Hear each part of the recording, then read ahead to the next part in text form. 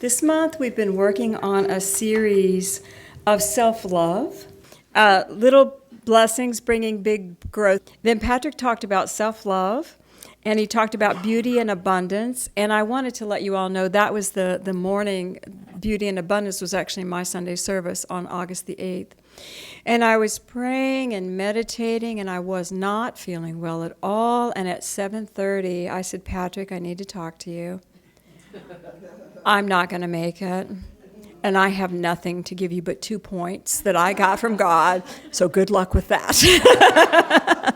And so Patrick put that Sunday service together in a nanosecond. He goes, I kind of thought that might happen. Spirit had already given him a heads up. You might need to be willing to step up today.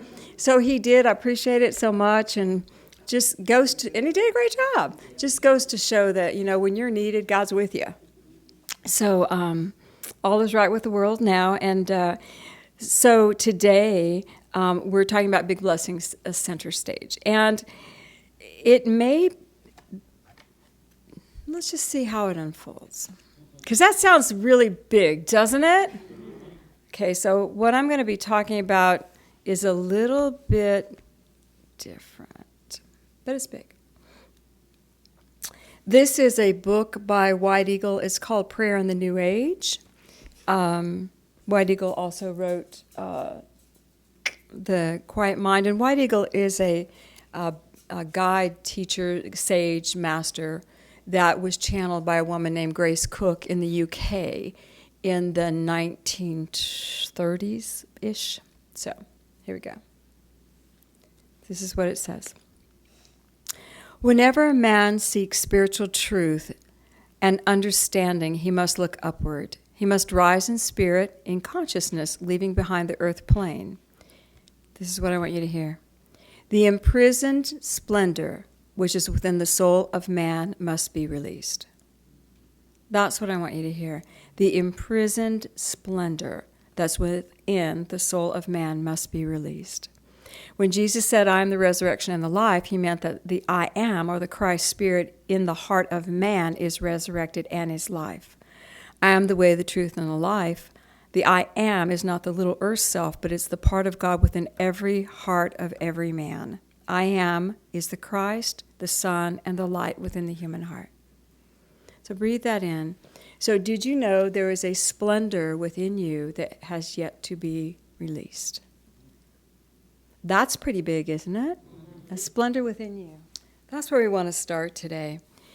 When we're really talking about receiving, when we're talking about receiving blessings, we need to be giving blessings. When we're talking about being greater, more magnanimous, more splendiferous, we actually need to become more authentic. Do you understand authentic?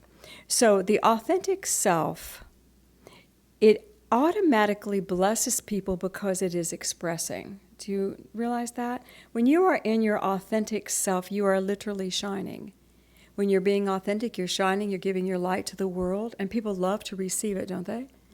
And you're not doing anything for them. You're just being you, and you're shining your light out to the world.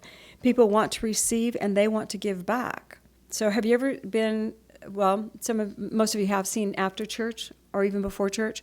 Mainly after church, people will stand in the sanctuary for a half hour to an hour and just chitty-chat.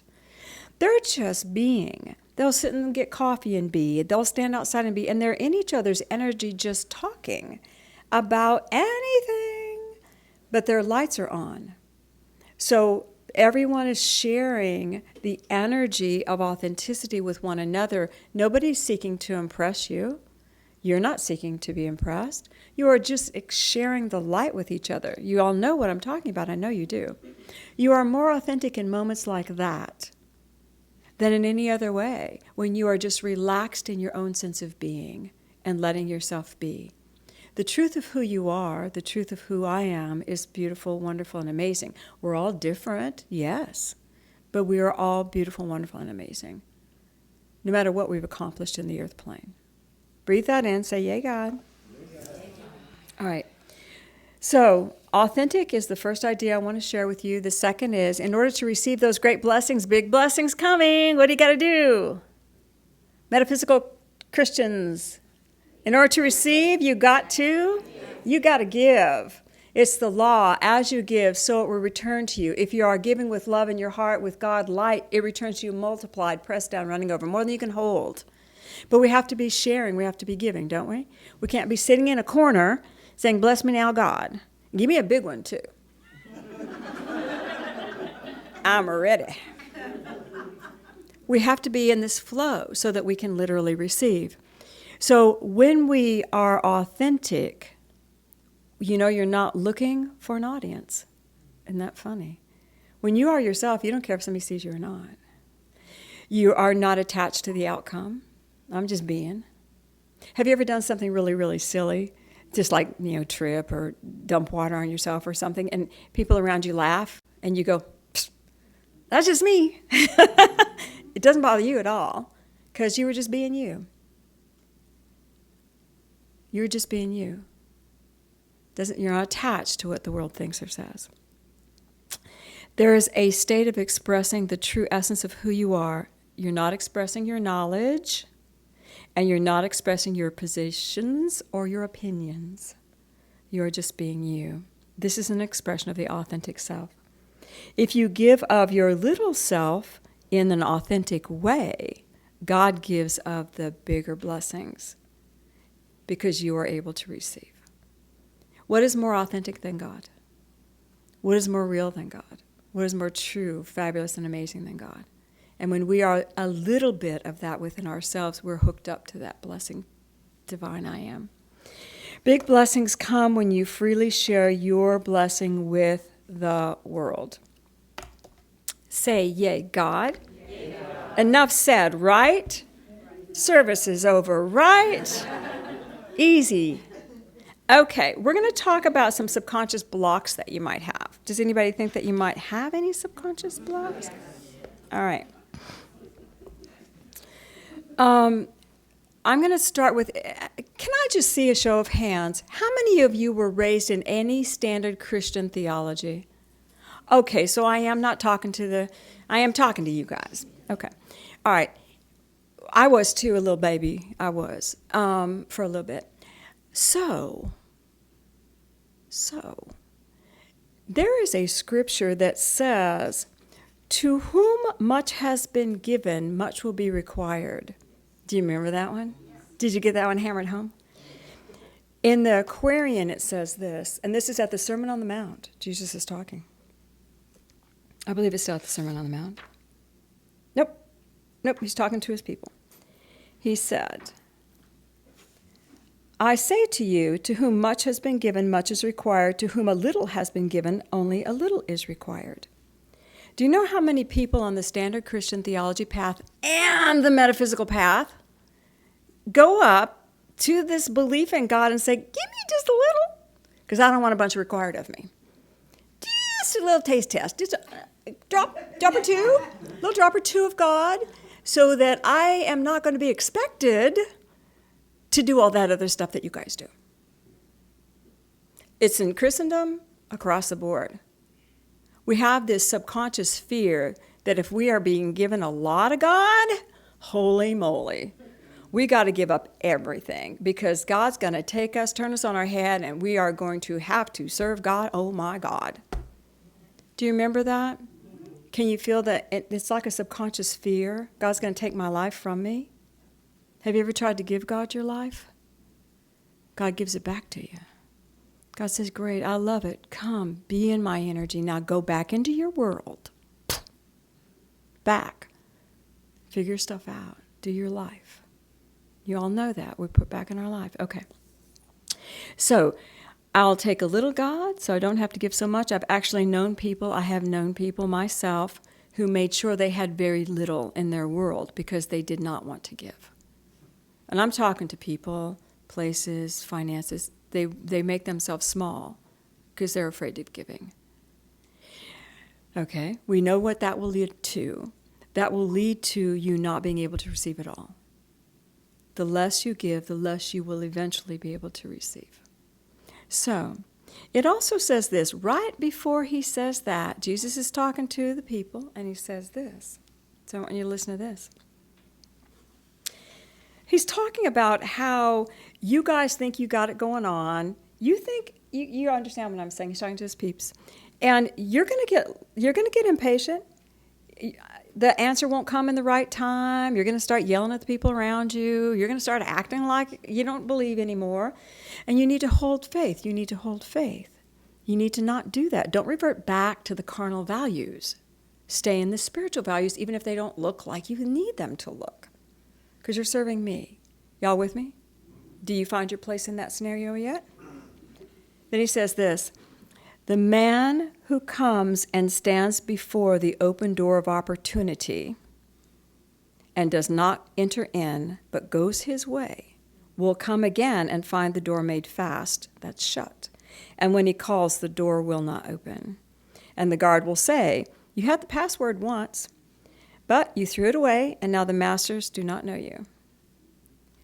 He is telling everyone, there is a door of opportunity for you to be greater, for you to become something you are not now experiencing, for you to be greater. How many, honestly, I'm not going to ask you to raise your hands, but think about it. How many opportunity doors have you walked away from? Doors that would have let you become, Bonnie said tons. Thank you. Doors that would let you become greater or let you have experiences outside the box of your creations or let you find God in a new way. Doors of opportunities. It says doors of opportunities. And because we have asked for little, don't give me too much, God, because I don't want to give too much. There's a door. You're going to give me what I need to walk through it. I'm going to be fabulous. What am I going to have to give up to get there? I don't think all my baggage is going to fit through. I don't think me yelling at this person over here and being mad at them because they need to know how mad I am. And I'm not done with that. That's not going to fit. All these things that we have in our lives that are more valuable than saying, I'm stepping in. We know when we walk away and we lose the password to that door.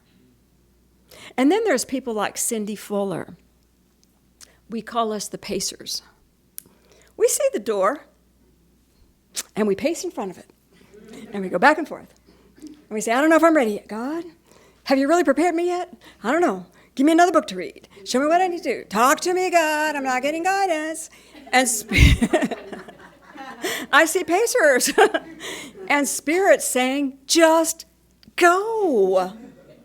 I've got you. You know I've got you. I've had you every step of the way of your life. Go. Do you know how many years I've paced outside of doors? Yeah. 39? Yeah, 39 years. 39 years. Now, in my own reality, if it was for, this is the truth, you guys, I'm not going to cry. Never tell the story if you're going to cry. If it was for God, and God was asking me to do something, I was in that door, come hell or high water, and I was doing it. But it was the doors to make the splendiferous consciousness of Cindy shine that I paced in front of. Come on, Cindy, let's show your light. Come on, I want you to do something good. Come on, for you, Cindy, this is for you. Oh, I don't know, God. Is it a mission? You're sending me on a mission? I'll do it. I'll go. No, girl, this is for you. This is for you to shine your light. I want you to bring some of you out now. Pacing back and forth.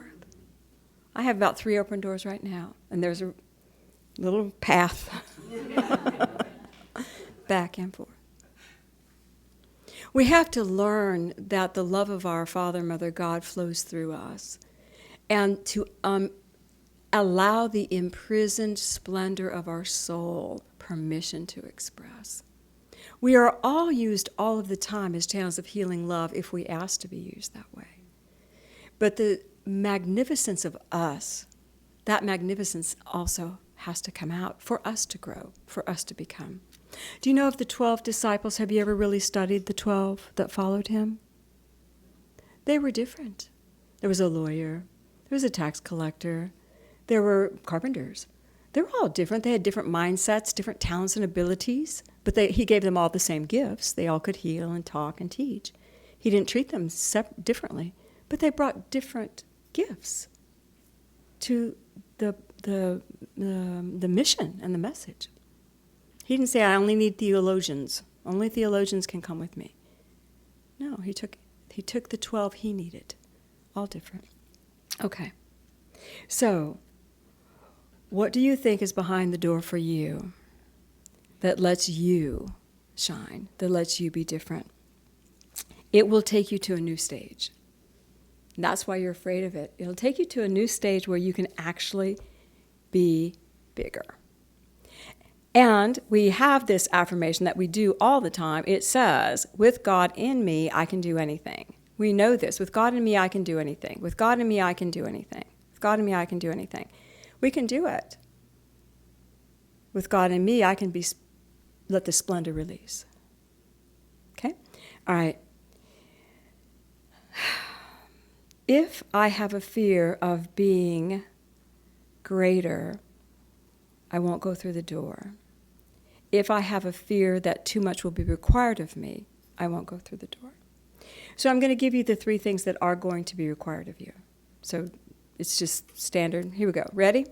It's just like, if you get a job, these are the things required of you, or you don't get that job. Okay? All right. The first requirement is that you have to love God. You have to love God. You know how that looks in your physical world? You also have to love your fellow man. Love God, love your fellow man. That is required of you if you're going to walk through the door to the soul, which is the I am within you. We already read that. I am with you, one with God, walking through the door. I'm getting greater. I'm loving my all people who have the I am within them, which is everybody. Okay? This is from the Sermon on the Mount. Jesus says this. The man who lives the holy life, who does the will of God, abides within the kingdom of the soul. The good man, from the treasures of his heart, sends the blessedness and peace to all the world. The evil man sends thoughts that blight and wither hope and joy and fill the world with wretchedness and woe. And we all say, oh, I don't want to do that. I don't want to blight hope and fill people with wretchedness and woe. Yet, don't we? We do. Sometimes we'll get up on our soapbox and say, judge, judge, judge. I've just now took your hope away. I took your hope away, and you feel wretched. And I feel good. Judge, judge, judge. Anytime we get into pontificating, extolling our virtues over another, we're sending forth wretchedness and woe. Men think and act and speak out of the abundance of the heart. If we walk the holy life with God, we will bless the world. We will bless the world. Okay? How difficult does that sound? Okay. Think God will. Oh my goodness, think God will? That's in there too. The man who lives the holy life will think God will. Here's another thing in the same service. He's talking about the beings, and he says everybody wanted to become like him. The master, which is you, must be wise and feed the soul with what it can digest, talking to other people. If you have not the food for every man, just ask, and you will find what you need. Spirit will give it to you. Now, he is not saying those of you who are studying to be ministers, those of you who want to be the priests, you can help everybody. All you have to do is ask, and God will give you what you need to share. He's saying that to everybody. If you want to live that life of being in my will and my light, you can be a channel of love for everybody. And you don't have to become a priest. You're hearing it? You can speak the words that will bless others. You can see and help them just by asking, what do I say? And you can bring food for them. What a great gift is that? If we think God will, this is how we have to do it in the outer world, okay? If I think I'm going to live in God's world, then in the outer world, I have to say, Father, let everything happen for the highest and best for me and all concerned. How's that? Is that difficult? I want the highest and best for me and everybody, all concerned. Now I'm in God's will. It doesn't wreck our world in matter. It helps the world of matter, okay? The reason that I'm trying to show you what's going to be asked of us and how it's going to look in your world is we have seen religions historically that have taken on some of these concepts of I need to live a holy life, I need to have my words be this way, I need to believe this, I need to believe, blah, blah, blah, blah. And in order to do that, what they have done is isolate from humanity. They've had to pull away because they're as much focused on their outer behavior as everyone else is. But they're trying to do God things, but they're not able to do it and integrate. Jesus never said go away. Jesus said get you right in the middle, go home, live your life, and be spirit where you are. We don't have to isolate. We just be it. Love people. Do your job. Be that expression. You know? Be the higher realm. And I love that he's asking people to be masters. Be the master. Be the one. There are no priests any longer when everybody knows they're God's child. We don't need priests. We're all helping each other. We're all able to talk to God. Be the master. Be the master. When I was a little one, I came up in the Baptist theology a little bit. My household was metaphysical, but the little church I went to was Baptist. And I remember saying to them, because you get saved in the Baptist church. And I said, okay, all right, so I got saved. And I'm feeling God, I'm loving God. And I said, okay, what do we do now? And they said, well, you go save other people. I said, okay, all right, evangelical, let's do it. Now what do we do? And they said, well, you keep saving people. But what do we do after we saved everybody? Then you're done. So, that never made sense to me as a kid. It's like, that can't be all there is to this. And when we look at this here, Jesus is asking us to be masters. Be the master soul. Be the one who loves. Be the one who walks with me. Be the one who lets the beautiful energy of their soul express. That's the rest of the story for us. This is what metaphysicians are about. And I'm not criticizing any faith. Everyone is served by the belief they need. They're where they need to be. And if they're happy, I think it's perfect for them. It's just my little kid needed something different. I need something different. Okay, so we've got love God, think God will, and the other thing is live the holy life, which is what we've been talking about. It is living where you're expressing your love, living where you are actually being honest. He who hears the words of life in an honest, sincere heart receives the treasures of them and lives the holy life.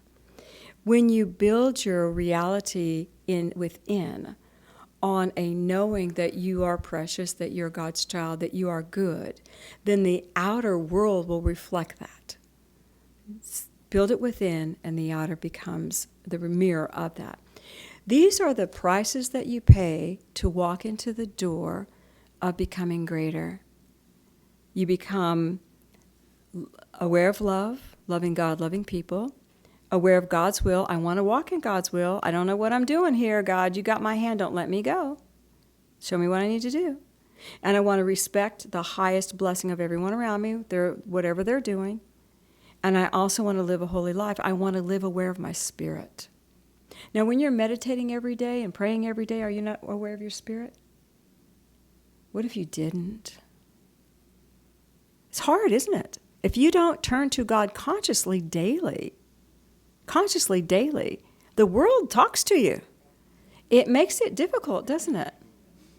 And I remember I've shared with you recently, we had to go on a trip, I think a year ago, and I had to get up at 4 o'clock, didn't have time to meditate, and I'm in the car with Patrick, and I'm going, yep, yep, yep.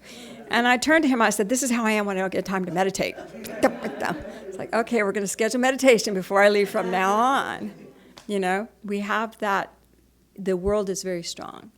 So the conscious turning in to live the holy life, that's living the holy life. I just want to walk with you, God. Pretty high costs, huh? I don't know anyone who's paid those prices that hasn't lovingly wanted to do it again and again and again. Give me another door, God. Give me another door. I'm ready. Releasing the splendor of your soul. As you share your light with the world, you bless the world. As you bless the world, God blesses you. And you start where you are at your current stage. When we start shining authentically, doing the best we can on the stage we're on, we will automatically find that bigger, greater stage. And some of our stages when we're performing or we're doing the presentation of our own authenticity, those rich moments of life, no one's there. Just you. It's just you. You know, with my little granddaughter, she's 17 months now, 16 months, thereabouts. And I get to watch her on Wednesday. And, you know, we're doing all kinds of stuff. But there is always a moment where our spirits connect. And in those moments, the love of a grandmother for a baby is immense. And that love that I feel goes out to all the grandmothers in the world and all the babies in the world. It helps bless all of us having these experiences. Do you know what I'm saying? And to me, I have become such a bigger self since that baby came into my life. I am becoming more splendiferous because of her light. And I know every grandmother would share that with me, but it's a spiritual moment of greatness that no one will ever see. No one will ever see. And it will not happen if someone's there because we're busy doing other stuff. But we got to start where we are. We're going to start where we are and those doors will open for us. No matter how small you think your stage is, it's your stage. Start shining your authenticity. An opportunity will be greater and you will have greater impact and the greater blessings will flow to you. The reality is you know for a fact you are receiving all the blessings that you can possibly hold right now. But it is not all of the blessings God has for you. It's what you can hold. We have to open our ability to receive. And by giving of our authentic self, that door opens. All right. The splendor of the soul is the splendor of God in you, radiant and wonderful. When you are afraid of your own greatness, you actually do dim your light. You allow others to diminish you. Oh, I'm feeling great. Someone needs to come and diminish me now because I'm afraid of it. We draw situations to us where we start feeling limited, but we do it to ourselves. What we want to do is embrace the greatness. Embrace the greatness. Do not allow anything to make you small. Our affirmation, God in me is abundant, and I'm ready for the harvest now. God in me is abundant, I'm ready for the harvest now. I am ready to receive, and I am also ready to share. Never doubt how wonderful you are.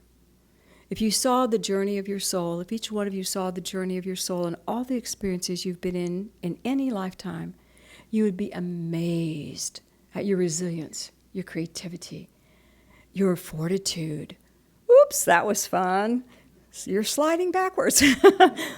You would be amazed at all the things you've experienced. You are God's child. You ready to get great? Let's go within. Let's breathe. Take a breath.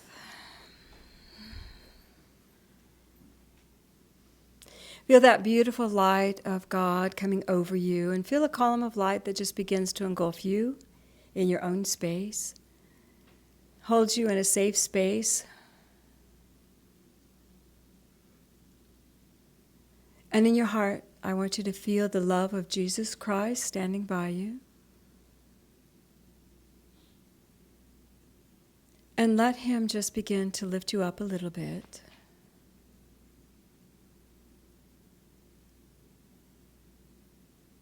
Begin to see the vibration of your spirit. Just see as if you can imagine yourself standing in front of you and look at your spirit, how you are in this world. Notice if there are things that you're carrying that do not help you shine. Notice if there are ways you dim your light. And send a prayer for that vision. Just say, I choose to be authentic. I ask that my authentic self begin to vibrate through this picture I see. And just notice what begins to change. And as it changes, feel it changing within you, feel it in your body, and let the vision go. And I want you to look again, and you'll see there's a door in front of you. For some of you, the door is open. For some, it's an opening with no door. For some, it's closed. But I want you to become aware this is an opportunity for you to release the splendor of your soul. Look at the door, walk toward it, see how you feel. You don't have to touch it, you don't have to do anything, just look at it.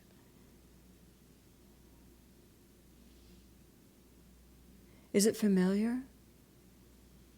Have you seen it before? You might even know where it's leading. You may have no clue.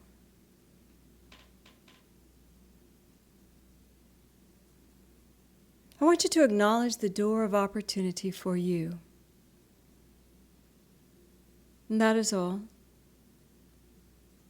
If you choose to open it, you can. Perhaps just to take a peek on the other side.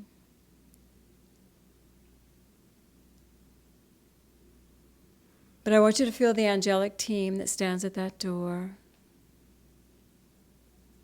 And feel them asking, are you willing to allow your Father, Mother God to guide you in this step to greatness? And only you can answer. For those that are willing, go ahead and take a step. For those that are thinking about it, you are in your perfect place. You are fine.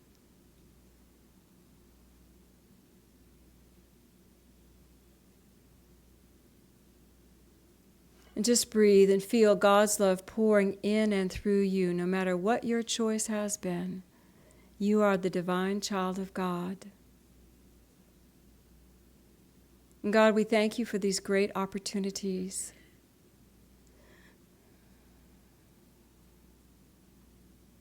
And we thank you for that beautiful supply that will guide every moment when it is our time. Take a breath. Those of you that walked through, say, I receive my blessings now. Those of you that stood before, just say, I am ready to receive at the perfect time. Feel the love of God pouring through you. Let your focus come back to your physical body.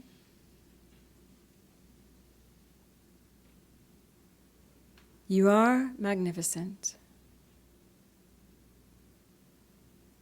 Breathe it in. Feel the Christ in you, and Jesus Christ by you. And Father, Mother God, we are so grateful.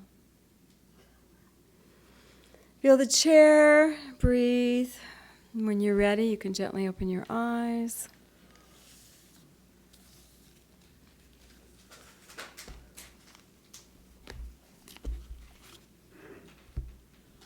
How do y'all feel?